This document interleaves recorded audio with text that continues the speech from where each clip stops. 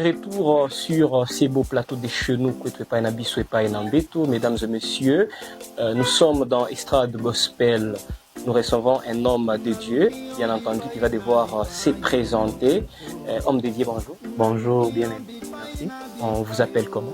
Et moi, c'est le berger Cédric de Grasse, apôtre visionnaire de la plateforme internationale apostolique et évangélique, le collectif Tukuza Gospel.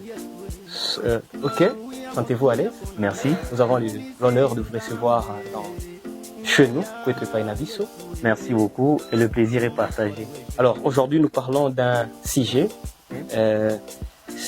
C'est à la sueur de ton front que tu mangeras du pain, bien entendu.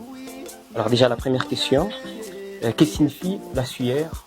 Donc, tu mangeras à la sueur de ton front. Ok, merci.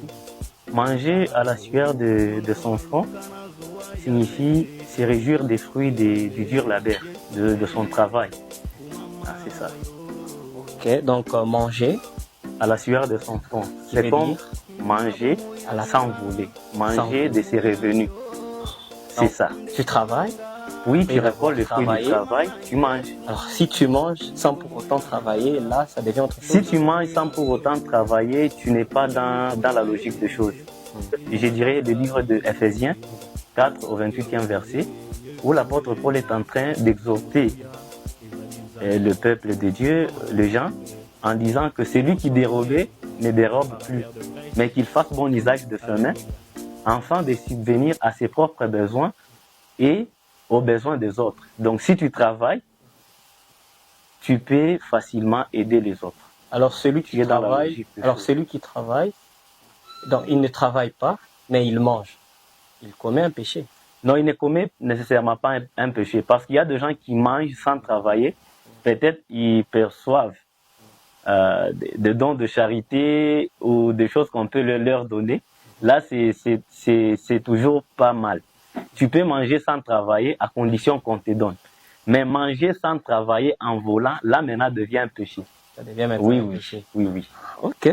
La deuxième question, c'est que ce verset biblique a-t-il toujours de l'impact dans ces siècles présents?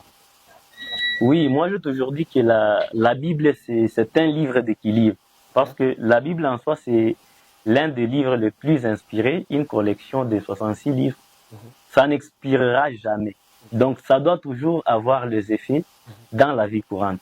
Donc que l'on veuille ou pas, la Bible reste dans la logique des choses et ça ne perdra jamais son impact et sa puissance. Donc ce verset-là, bien qu'il y a des gens qui se détournent de la réalité des choses, moi je dirais que ça a toujours un impact de taille, un impact positif sur la vie courante.